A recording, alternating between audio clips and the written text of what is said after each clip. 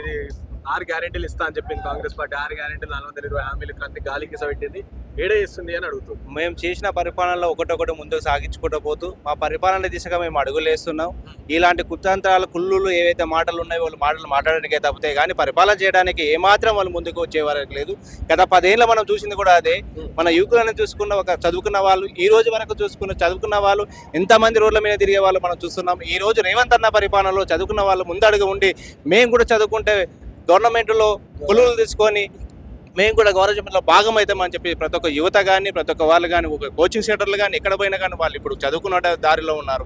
ఇకపై ఇంతకుముందు పరిపాలనలో అయితే చదివితే ఏం లాభం, చదువుకుంటే మనం ఏం చేసే పరిస్థితుల్లో ఉన్నారు. కానీ ఇప్పుడు యువత చదువుకుంటే చదువులను తెలిసిన ముఖ్యమంత్రి గారు వచ్చిండ్రు కాబట్టి చదువుకున్న మనం బాగుపడతామని చెప్పి మళ్ళీ ప్రతి ఒక్కరు చదువులో ఎంబడి ప్రతి ఒక్క ట్యూటోరియల్ కానీ ప్రతి ఒక్క కోచింగ్ సెంటర్లు కానీ మళ్ళీ ముందడుగుండి వాళ్ళ దిశను మార్చుకుంటున్నారు ఇప్పుడిప్పుడే. కాబట్టి రేవంత్ అన్న పరిపాలన ప్రజా పరిపాలనలో అందరూ 2 లక్షల ఉద్యోగాలు ఇస్తున్నది కాంగ్రెస్ ప్రభుత్వం. ఏమైంది 2 లక్షల ఉద్యోగాలు? 2 లక్షల ఉద్యోగాలు ప్రతి సంవత్సరము ఇస్తామని చెప్పాం. ఇప్పుడు కూడా ఇస్తానే ఉన్నాం అన్నాం. మేము ఎక్కడ స్టాప్ చేయమని చెప్పలేదు. మేము ఇంకా ముందడుగు వేస్తానే ఉన్నాం. మేము ఈ రోజు మనకు అయిపోయిందని చెప్పేసి మేము ఎక్కడ చెప్పట్లేదు. కాకపోతే ఏంటంటే కార్యం జరిగేటప్పుడు ముందు వెనక అనేది ఉంటుంది. ఆ దశనే మనం ప్రయాణిస్తున్నాం.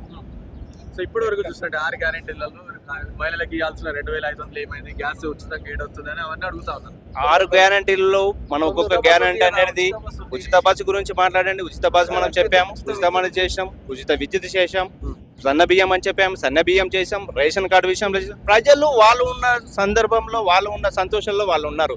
మీరు కళ్ళబొల్లి మాటలు చెప్పి ప్రజల యొక్క నిర్ణయాలని అపనిర్ణయాలుగా చూపించడం తప్పితే మీరు చేసింది ఏమి లేదు, చెయ్యరు కూడా. మీరు చేసే వాళ్ళమైన దుమ్మెత్తి పోసడం తప్పితే మీరు చేసే ఈ 10 ఏళ్ళు కానీ ఇంకా ముందు కానీ మీరు అట్లే అలగుంటా ఉండి మా పరిపాలన ఇలా సుషంగా సాగుకుంటా పోతుంది. జై రేవంత్ రెడ్డి అన్న. రేవంత్ రెడ్డి పరిపాలన ఎప్పటికైనా మనకి సుఖశాంతులతో వర్ధిల్లుతుంది.